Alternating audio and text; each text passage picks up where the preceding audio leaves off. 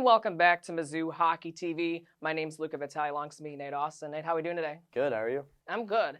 So let's start off just by you having yourself tell, who are you exactly? Well, I'm Nathan Austin. I'm from Collinsville, Illinois, about like 15 minutes away from St. Louis. I grew up playing in St. Louis since I was 5. Yeah. Any reason you started playing hockey? My sister used to cheerlead for Ohio State, and she was dating a hockey player at Ohio State, and it piqued my interest. That's cool. So, yeah. That's cool. It's kind of random, but yeah. So the new set of rankings for D3 hockey will be coming out later this week, and you guys are checking in right now at 25 in the top 25. I could imagine you guys are higher than that since you guys have beaten Arkansas, which were 17 in those rankings, and you guys beat UNO. So sort of talk to us. Where do you guys think you'll land with these new sets? Ooh, that's a good question. I'm kind of thinking we're going to land somewhere probably 15 to 18 range, if I had to guess. With Arkansas being 17, and I don't know. It's a good question. Where was UNO ranked? UNO was not ranked. They weren't ranked? Okay. But the Purdue games kind of hurt, but I think the Arkansas games will make up for it.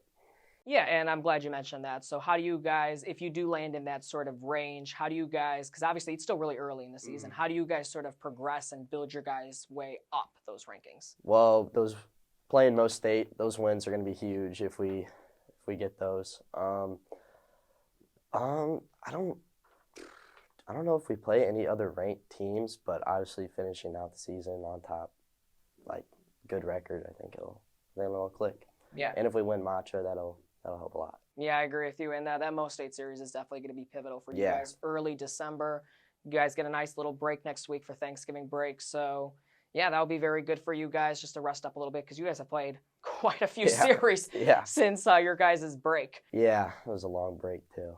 So for those that do not know this, we're going to sort of transition to the UNO series, sort of recap what went down. For those that could not watch that second game, it ended, unfortunately, with a hit on Gabe Chubb on UNO, and the game was called. I debated over the weekend whether I should show the video for those parents that could not be there. I decided I would not show it on this TV show out of respect for Gabe Chubb, his family, in the UNO program. And what I will show is this picture right here of the prayer circle of both teams wishing the best for Gabe Chubb and a speedy recovery. So, Nate, can you sort of talk to us what was said in that prayer circle? I mean, obviously a long prayer, but it's just an unfortunate thing that happens. You never want to see that, no matter who you're playing or what's going on. But, yeah, it was just a prayer. I mean, it's nothing, like, you know. It was a crazy moment, but yeah. Yeah, it was definitely an unfortunate situation. We wish Gabe Chubb, on behalf of Mizzou Hockey, wish Gabe Chubb nothing but the best moving forward and a speedy recovery. But let's sort of transition to that first game, right? You guys won 7-4. You guys beat them, and this is the first time you guys took them on for the first time since 2021-22 season. It's been a while, so yeah, I've never played them personally, so that was my first time playing them. But it was fun to play against them. You know, their goalie had an outstanding game that first game. Yeah, Kyle Worley, he's a very good guy. I think you guys hit the crossbar 10 times. We hit like 13 posts that game. It was outrageous. So keeping that in mind, what were some of your key takeaways from that series?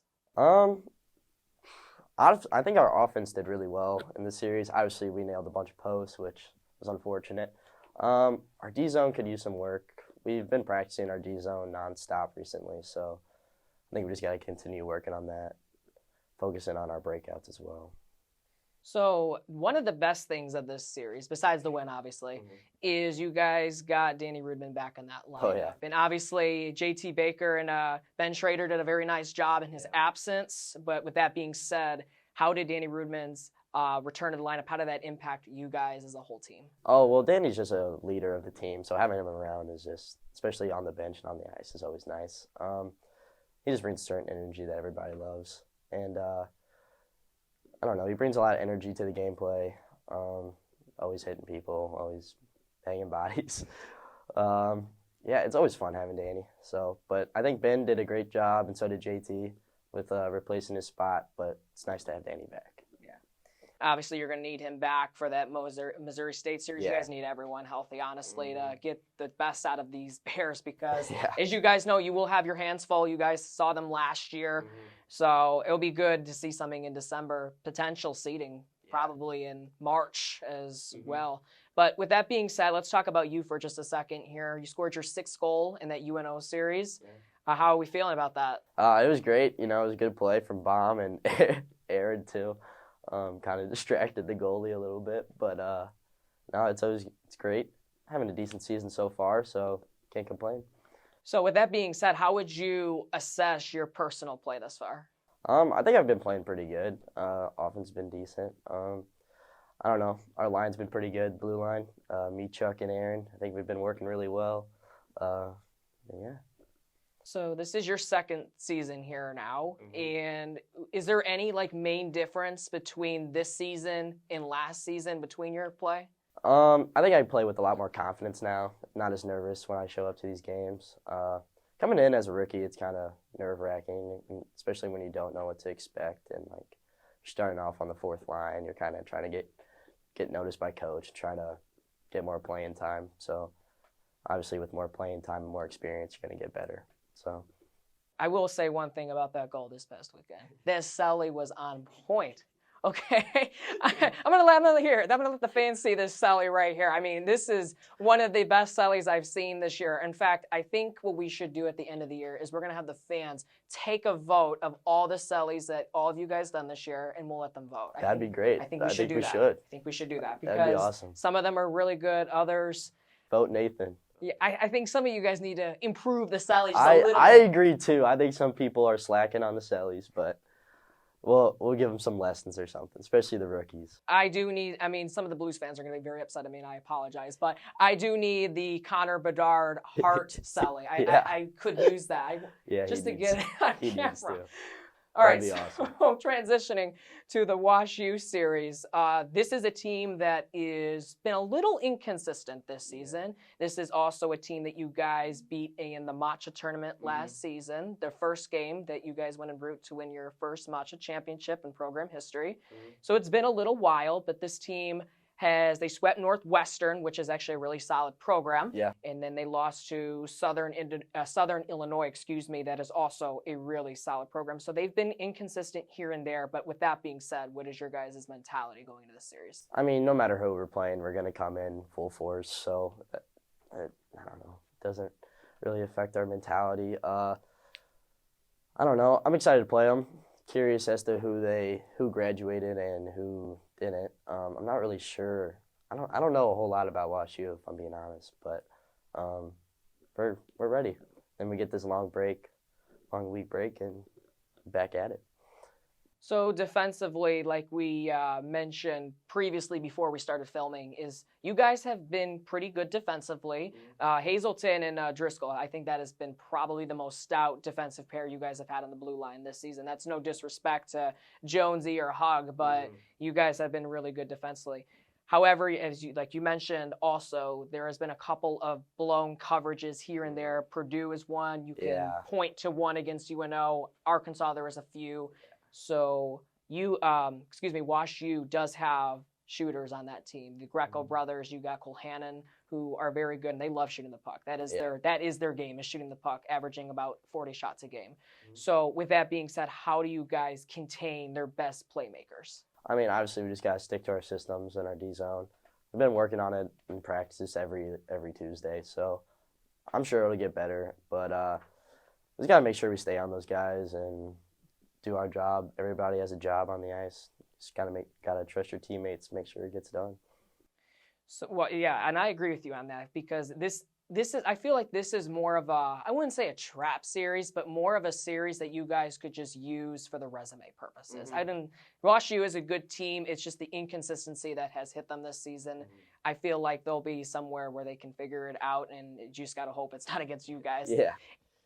So let's sort of move on to now with WashU and their ability to score, right? This is a team that can score, and one of the places where they do score is that third period. They scored 3 against Kansas this past weekend in the third period, and then they scored earlier in the year 3 against SLU in the third period. So they love scoring in the third period, full 60 minutes. That's very important to play. It is. And I would say that's one of the key takeaways from the Purdue series is you guys do not play a full 60 minutes. However, Arkansas and UNO, I feel like you guys did play a full 60 minutes. So that being said, how do you guys not allow them to establish any momentum?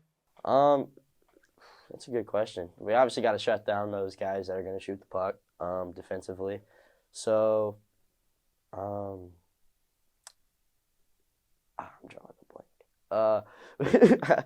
We just got to stick to our systems and trust in Dobbs and Tanner to do their job. They always do. So, yeah, I mean, I don't know. All right, so moving on to now the three keys. I think, yeah, you're the third now. I will ask you this question. Yeah, Danny's now done it, and Grant has done it now with the three keys, and I'm going to give them 100% each of them because they've been 1,000% right. And we've played the three keys, and all of us have honestly agreed with the three keys. So now you get to give your three keys against WashU. So what are those three keys to beat the Bears? Three keys. Obviously, one, we got to lock down the defensive zone. Especially if they're going to be shooting, we got to lock down the defensive zone. Another one, personally, I think our breakouts could use some work recently. The third line, actually, Miles' line, they've been really good at breakouts this season, especially this UNO series. Third one, I think we just got to hammer the goalie with pucks. Just got to keep shooting. Got to keep throwing pucks on net because you never know what might go in. You saw Napper's one goal from the goal line. I mean, anything can go in if you throw it on net. So, speaking of Napper, he has to get on this show because he has been fantastic this season. He's had a great season. You would never know he was a freshman the way he plays. I will ask about another freshman, though, for your sake, because obviously you guys are more tight-knit than the rest of us. But I do want to ask about Aaron Hemmer. Can you sort of talk to us? Like, he has, like, been on the rise the last couple of series. Like, what's going into his play? What's going on exactly? I mean, I think he's just losing the nerves. Like, as a freshman, you come in with lots of nerves. So getting used to just how, like, the games are played and just, like, the 20-minute periods and then having that break in between is different than like what most people are used to, like especially coming out of high school is just full game and then but no, he's been playing great. I love playing with him. He's a great guy. So I don't know, but he's been playing really good recently and he just needs to keep it up. All right, everyone, thanks for tuning in to Mizzou Hockey TV. Be sure to follow us on social media and visit our website. And also, I'm also going to include the GoFundMe also for Gabe Chubb in the description as well. Also on the screen right there that you are looking at. My name is Luca Vitale, alongside my Nate Austin. Thanks for tuning in today. We'll see you around.